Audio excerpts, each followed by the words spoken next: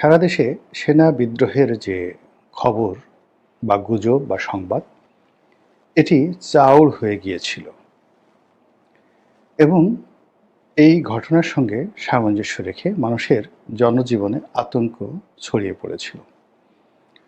যে সময় এই ঘটনাটি ঘটে আজ থেকে কয়েকদিন আগে, তখন যে বিকালে থেকে এই গুঞ্জন শুরু হলো, সেই দিন থেকে রাত অবধি দেশের যানবাহন চলাচল সীমিত হয়ে পড়েছিল এবং এই ঘটনা সত্য মিথ্যা বা যাই হোক না কেন, কিন্তু এটা জনজীবনে এতটা প্রভাব বিস্তার করেছিল যার কারণে সরকার প্রেস রিলিজ দিয়ে তারা বাংলাদেশে যে গণ অভ্যুত্থান হয়নি এই কথাটা বলতে বাধ্য হয়েছেন।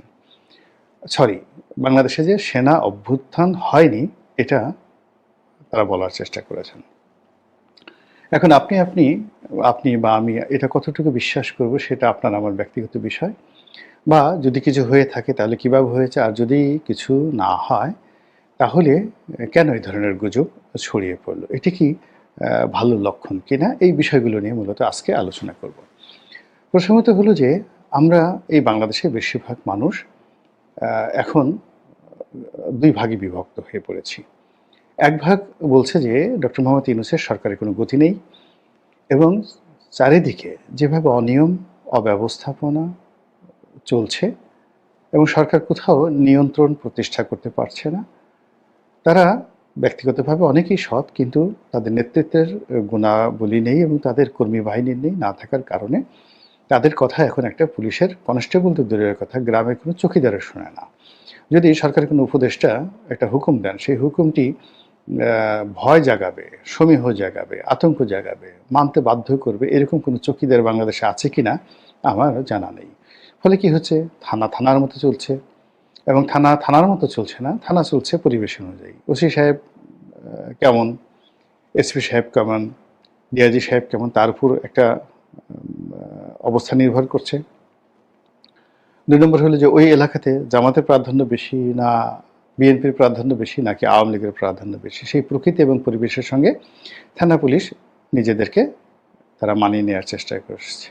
থার্ড হলো জনগণের কে খুশি করার জন্য, সমাজে শান্তি স্থাপন করার জন্য অনেক সময় পুলিশ দেখা গেল কিছু অজনপ্রিয়, নিষ্ঠুর এবং নির্মম সিদ্ধান্ত নিয়ে থাকে, কিন্তু সেই সিদ্ধান্তগুলো এই সময়তে নেওয়াতে দূরের কথা, এই সকল ঘটনা যদি চোখের সামনে ঘটে তার অনেক পরে, নিরাপদ সময়ের পরে পুলিশ সেখানে গিয়ে উপস্থিত হয়।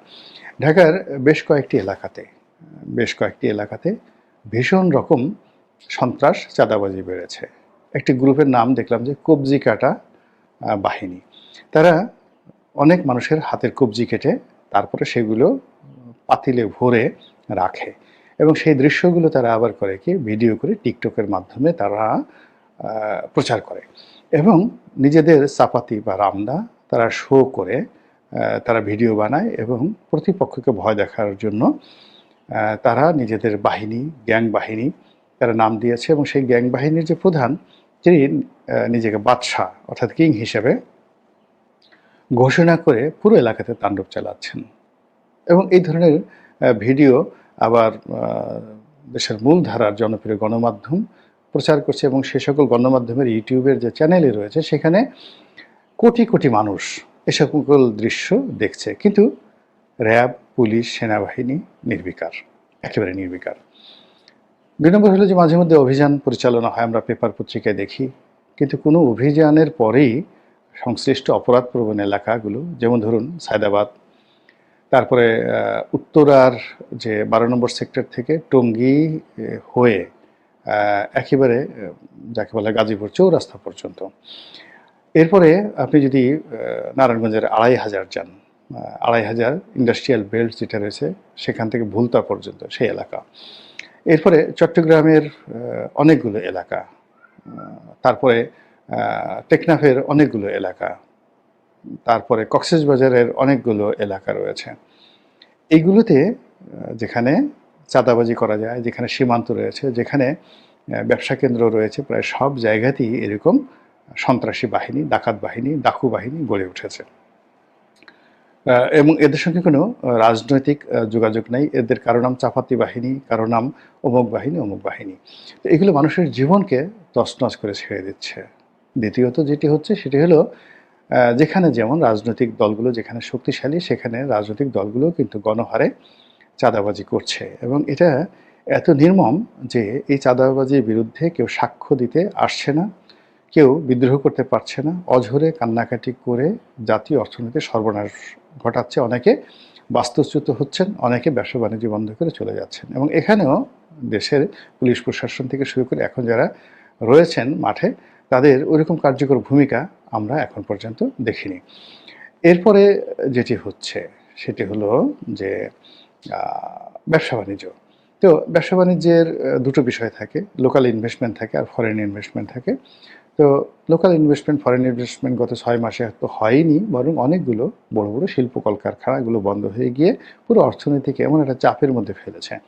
ফলে সরকারের যে গ্রাফ, সেই গ্রাফগুলো বলতে গেলে বিশ্রী রকম অসামঞ্জস্যতায় পরিপূর্ণ।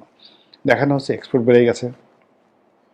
তো এক্সপোর্ট বাড়া মানে আপনার ব্যবসা বাণিজ্য ভালো হচ্ছে, নাহলে এক্সপোর্ট বিগত ১ বছরের চেয়ে বেশি হলো কী করে?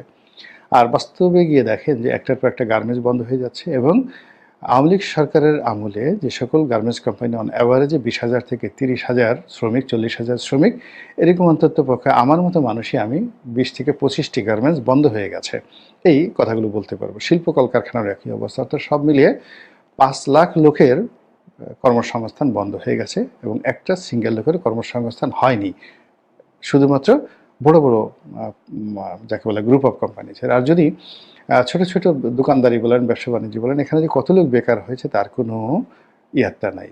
এর ফলে কি হলো, আপনি সন্ধ্যার পরে ছিনতাই, রাহাজানি, তারপরে পতিতাবৃত্তি থেকে শুরু করে নানা রকম অসামাজিক কর্মকাণ্ড, জুয়া ঠুয়া, এই যেগুলো মানুষের ফ্রাস্ট্রেশনের কারণে হয়, অভাবের কারণে হয়, সেগুলো গণহারে বাড়ছে। আর ওদিকে সরকারের রিজার্ভও কিন্তু বেড়ে যাচ্ছে।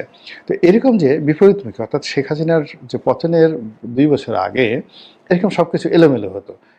যে তথ্য, রাষ্ট্রীয় তথ্য এবং ডাটা দেখা দিত বা দেখানো হতো, সেগুলো দেখে মনে হতো যে বাংলাদেশ সিঙ্গাপুর হয়ে গেছে। কিন্তু মাঠে ময়দানে গেলে শুধুমাত্র শেখ হাসিনাকে, আওয়ামী লীগকে গালাগাল করে মানুষ দিনাতিপাত করতেন। তো সেই অবস্থাটা এখন আরও প্রকট আকার ধারণ করেছে।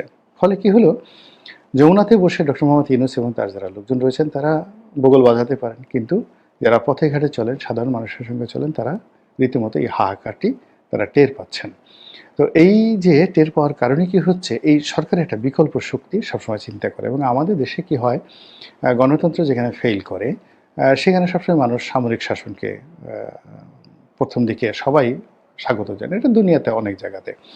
এখন এই গত ৫ মাসে ডক্টর মোহাম্মদ ইউনূসের যে সফলতা, ব্যর্থতা, তার সঙ্গে সঙ্গে যদি একটা নির্বাচন হয়, সেই নির্বাচন হওয়ার পর যারা যারা ক্ষমতায় আসবেন সেই বড় বড় রাজনৈতিক দলগুলো এই সময়টিতে যে অস্থিরতা দেখাচ্ছে, অধৈর্য দেখাচ্ছে এবং তাদের কর্মকাণ্ডে যে সকল নেতিবাচক বিষয়াদি ফুটে উঠেছে এবং তারা যেভাবে পরস্পরের সঙ্গে ঝগড়াঝাটি করছেন এবং তাদের অসংখ্য নেতাকর্মী যেভাবে সারা বাংলাদেশে দুর্নীতি অনিয়মের সঙ্গে জড়িয়ে পড়েছেন, তাতে করে জনগণ মনে করছেন যে এই সকল ব্যবস্থার চেয়ে বোধহয় সামরিক শাসন হলে ভালো হয়। এই কথাগুলো এক শ্রেণীর মানুষ দিনে রাতে কল্পনা করে এবং সেই কল্পনার থেকেই দেখা যাচ্ছে কেউ হয়তো বলে ফেলেছে যে সামরিক অভ্যুত্থান হয়ে গেছে, ওটা হয়ে গেছে এবং সেই অনুযায়ী সারা বাংলাদেশ নাচানাচি শুরু করলো। এখন এটার ইম্প্যাক্ট কী? প্রথমত এরকম, এটা ধরেন একেবারে অ্যাবসলিউটলি মিথ্যা। এটার ভবিষ্যৎ যে কী, ভবিষ্যৎ কিন্তু খুবই খারাপ। ভবিষ্যৎ খারাপ হলো যে গাছের পাতা নড়ে চড়ে বন্ধুর কথা মনে পড়ে, গাছের পাতা নড়ে চড়ে আপনার কথা মনে পড়ে। আমরা ছোটোবেলায় এই ধরনের কবিতা দিয়ে স্বামী স্ত্রীকে চিঠি দিত, স্ত্রী স্বামীকে চিঠি দিত। তো সেই জিনিসটা হলো যে মানুষের মুখ দিয়ে যে কোনোভাবেই যে কথা বের হয় সেই কথা প্রকৃতি ঘটিয়ে দেয়। আবার মানুষ যে কথা মুখ দিয়ে বলে নিজের অজান্তে অন্তরে সেই বিষয়গুলো নিয়ে মানুষের মনে একটা ভয় থাকে, প্রচণ্ড রকম একটা ভয় থাকে। আপনি দেখুন, শেখ হাসিনার দুটো ভয় ছিল। প্রথম ভয় ছিল যে সেনাবাহিনী তার সঙ্গে বিট্রে করতে পারে। তো এই জন্য তিনি সেনাবাহিনীর বিকল্প পুলিশ বাহিনীকে শক্তিশালী করার চেষ্টা করেছেন। এবং আমরা এখন জানতে পারছি, দেখতে পাচ্ছি যে পুলিশের হাতে এমন সব মারণাস্ত্র ছিল যেগুলো সেনাবাহিনীর হাতেও ছিল না। কিন্তু দেখুন, এই যে সেনাবাহিনীকে তিনি ভয় পেতেন এবং সেনাবাহিনীকে ধ্বংস করার জন্য তিনি এমন কতগুলো সিদ্ধান্ত নিয়েছেন যেগুলো আপাত দৃষ্টিতে মনে হবে সেনাবাহিনীর জন্য তিনি অনেক কিছু করেছেন। তিনি তাদেরকে দামি দামি গাড়ি দিয়েছেন, লোন দিয়েছেন, ব্যাংক দিয়েছেন, প্লট দিয়েছেন। তাদেরকে সেই যাকে বলা হয় ঝিলমিল প্রকল্প থেকে শুরু করে আরও অনেক কিছু করতে দিয়েছেন অবারিতভাবে। আর ৩ বেলা খাবার দিয়েছেন, বেল্ট পরার বাধ্যবাধকতা বাদ দিয়েছেন। ফলে বিত্ত এবং বিলাসে তারা অলস হয়ে এই বাংলাদেশ সেনাবাহিনীর যে গৌরবোজ্জ্বল ভূমিকা ধ্বংস করবে, এটি বোঝার মতো প্রফেশনাল যে কর্মকর্তা যে আর্মিতে নেই, এখানটা কিন্তু বলা যায় না। ফলে অনেকে নগদ নারায়ণ পেয়ে খুব খুশি হয়েছে, কিন্তু বেশিরভাগ লোক কিন্তু তারা বিরক্ত হয়েছেন। তার সঙ্গে সঙ্গে সেনাবাহিনীর মধ্যে দলীয়করণ থেকে শুরু করে আওয়ামী লীগের জয় বাংলা সেখানে চালু করার চেষ্টা, এই জিনিসগুলো সেখানে নেতিবাচক প্রতিক্রিয়া তৈরি করেছে। কিন্তু শেখ হাসিনা সেটা বুঝতে পারেনি। সে মনে করে তার প্রকল্পগুলো সফল হয়েছে এবং শেখ হাসিনা সেনাবাহিনীকে নিয়ে যে ভয় করেছে, সেই ভয়টাই তার জীবনে বাস্তবে ঘটে গেছে। এবং এখানে আরেকটি কথা, তোমারে বুঝিবে যে গোকুলে বাড়িছে সে। তো সেনাবাহিনীর এই যে থ্রেট, এই থ্রেটটিকে মোকাবেলা করার জন্য তিনি তার যে ছোট বোনের দেবর মেজর জেনারেল তারেক সিদ্দিকী, তাকে সবসময় নিরাপত্তা উপদেষ্টা রূপে একেবারে সেনাপ্রধানের যাকে বলা হয় উপরে তাকে একটা সুপার নিউমারি পদ হিসেবে তিনি রেখেছেন, কোনো কাজে আসেনি। তিনি খুঁজে খুঁজে তার খুব একেবারে 100% বিশ্বস্ত এবং মনে হয়েছে কোনো অবস্থাতেই এরা তার বাইরে যাবে না এবং তাদের সঙ্গে আওয়ামী লীগের রাজনীতির কোনো সংযোগ আছে কিনা এরকম লোকদেরকে খুঁজে খুঁজে এনে তিনি বিভিন্ন বড় বড় পদ পদবি থেকে একেবারে সেনাপ্রধান পর্যন্ত, ডিজি পর্যন্ত সেই জায়গাগুলোতে বসিয়েছেন। অথবা এই সকল পদে যে বসে যারা শেখ হাসিনাকে কনফার্ম করতে পেরেছে যে তারা 100% এখানে যাকে বলা হয় আওয়ামী লীগের পক্ষে কাজ করবে, তাদেরকে তিনি বড় বড় পদ দিয়েছেন, পদবি দিয়েছেন এবং প্রমোশন দিয়েছেন। তো সেই অর্থে জেনারেল ওয়াকারুজ্জামান তার নিকটাত্মীয়, তিনি যথেষ্ট যোগ্যতা সম্পন্ন সেনা প্রধান, সেনাপতি এবং তার শ্বশুর জেনারেল মুস্তাফিজুর রহমানও কিন্তু মিলিটারি ইতিহাসে অত্যন্ত যোগ্যতা সম্পন্ন ছিলেন। তো সেই জেনারেল মুস্তাফিজকে তিনি সেনাপ্রধান হিসেবে রেখে যে সফলতা তিনি লাভ করেছিলেন, তারই মেয়ের জামাই, জেনারেল মুস্তাফিজের মেয়ের জামাই জেনারেল ওয়াকারুজ্জামান, যে তার আত্মীয়, তাকে তিনি সেনাপ্রধান বানিয়ে তিনি সেনাবাহিনীর যে ভীতি, এই ভীতিটি দূর করতে চেয়েছিলেন। কিন্তু নিয়তি এমন একটা জিনিস, তোমার বুদ্ধিবে যে গোকুলে বাড়িছে সে, পরিস্থিতি এমন একটা পর্যায়ে চলে গেছে যে জেনারেল ওয়াকারুজ্জামান ইচ্ছা করলেও তিনি শেখ হাসিনার জন্য কিছু করতে পারতেন না। তিনি হয়তো বড় জোর কর্নেল জামিলের মতো জীবন দিতে পারতেন, আত্মাহুতি দিতে পারতেন, কিন্তু শেখ হাসিনার কোনো উপকার হতো না, বরং পরিস্থিতি আরও খারাপ হতো। তো এই যে দেখুন, আর তার যে দ্বিতীয় ভয়, শেখ হাসিনার দ্বিতীয় যে ভয়টা ছিল সেটা হলো যে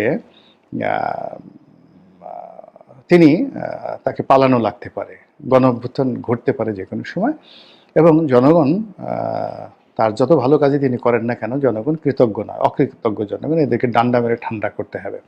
তো তিনি সবসময় ডান্ডা থেরাপি প্রয়োগ করেছেন এবং জনগণকে বিশ্বাস করেননি এবং জনগণ সম্পর্কে তার একান্ত আলোচনায় কখনই তার বিশ্বাস ছিল না। তার একটা ক্রোধ ছিল যে এই জনগণ তার বাবাকে মেরেছে, এই সেনাবাহিনী তার বাবাকে মেরেছে, আর এই জনগণ হাততালি দিয়েছে, একটা সিঙ্গেল লোক সেই দিন তার বাবার জন্য কাঁদেনি।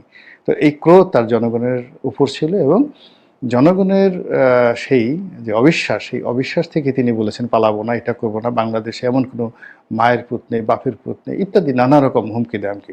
কিন্তু শেষ পর্যন্ত দেখুন তার কিন্তু সেই জনগণের যে বিদ্রোহ, বিপ্লবে তার ক্ষমতা চলে গিয়েছে এবং যে ভয় আতঙ্ক তার মধ্যে ছিল সেনাবাহিনীর সম্পর্কে, সেটাই ঘটেছে। আর সবার শেষে নিয়তি তার সঙ্গে খেলে দিয়েছে। তিনি আতঙ্ক অনুভব করেছিলেন যে তার অবর্তমানে বাংলাদেশে যদি কেউ ক্ষমতার কেন্দ্রে বসতে পারে, সে একমাত্র লোক হলো ডক্টর মোহাম্মদ ইউনূস, আর রাজনৈতিক শক্তি হলো বেগম খালেদা জিয়া। তিনি বেগম খালেদা জিয়াকে শেষ করে দেওয়ার জন্য সর্বোচ্চ চেষ্টা করেছেন এবং এখন মানে তাকে জাস্ট জীবনে মারা ছাড়া তাকে ছলে বলে কৌশলে সব মিলে এমনভাবে করে দিয়েছেন, জাস্ট একটা বেডশোর, মানে বিছানায় শুয়ে থাকা ছাড়া যেন তার আর কোনো গতি না থাকে। তিনি সেই কাজটি করেছেন। আর ডক্টর মোহাম্মদ ইউনূসকে শুধুমাত্র গলা টিপে মারা ছাড়া বাকি সব কিছু করেছেন। কিন্তু দেখেন নিয়তি তার সঙ্গে কিভাবে খেলে দিয়েছে। এই দুজনের যে বর্তমান অবস্থা এটা দেখলেই বুঝতে পারবেন। তো একইভাবে বর্তমান এই সরকারের সময় যে সকল গুজব হচ্ছে, অর্থাৎ আরেকটি তত্ত্বাবধায়ক সরকার গুজব হচ্ছে, একটা সেনা বিদ্রোহের গুজব হচ্ছে বা সেনাবাহিনী ক্ষমতা নেবে, এই ইউনূস ক্ষমতা থাকবে না, এই যে মানুষের মুখে যে কথাগুলো, এগুলো কিন্তু প্রথমে হৃদয়ের মধ্যে আসে এই আকুতিগুলো, এবং হৃদয়ের মধ্যে সেই আকুতিগুলো ঘুরপাক খায় এবং একটা সময় মুখ থেকে বের হয়ে যায়, এবং মুখ থেকে বের হতে হতে হতে হতে যখন এগুলো খুব পপুলার হয়ে যায়, ইউজাল হয়ে যায়, তখনই কিন্তু প্রকৃতি এই জিনিসগুলো খেলে দেয়। আমরা ছোটোকালে শুনেছি, সত্য মিথ্যা আলেমুল্লামারা বলতে পারবে যে যেখানে 40 জন লোক থাকে সেখানে আল্লাহও আছেন, এবং আল্লাহ সবসময় সংখ্যাগরিষ্ঠ মানুষের যে চিন্তা চেতনা মন, সেটা যেভাবেই মন্দ হোক যা হোক না কেন, সংখ্যাগরিষ্ঠের যে মতামত সেই মতামতকে আল্লাহ গণতান্ত্রিকভাবে আল্লাহ সেটাকে মদত দান করেন। ফলে কি হলো, যেখানে বনী ইসরাইল সেখানে বনী ইসরাইলদের নেতা হয়, যেখানে জাহেলিয়াত সেখানে জাহেলদের নেতা হয়, যেখানে ভালো মানুষ সেখানে ভালো মানুষদের নেতা হয়। এটা প্রকৃতির একটা লীলা খেলা। তো সেই প্রকৃতির লীলা খেলাতে বাংলাদেশে এই চলমান সময় সেনা অভ্যুত্থান থেকে শুরু করে যা কিছুই হচ্ছে বা অন্য যে কোনো গুজব যা কিছু বাজারে প্রচলিত হচ্ছে, প্লিজ আপনারা এগুলোকে শুধু গুজব হিসেবে নেবেন না, বরং এই গুজবগুলো কেন এলো, কীভাবে এলো, এর পেছনে মূল কারণটা কি, আসল ঘটনা কি, সেইগুলোকে চিন্তা ভাবনা করে যদি তওবা করেন, প্রিকশন নেন, এবং এই সকল গুজব যেন তৈরি না হয় সেইভাবে সফট আপনি নিয়মনীতি চালু করেন, তাহলে হয়তো আপনি এর থেকে রক্ষা পেলেও পেতে পারেন। আল্লাহ আমাদের সবাইকে হেদায়েত দান করুন এবং হেফাজত করুন। আসসালামু আলাইকুম।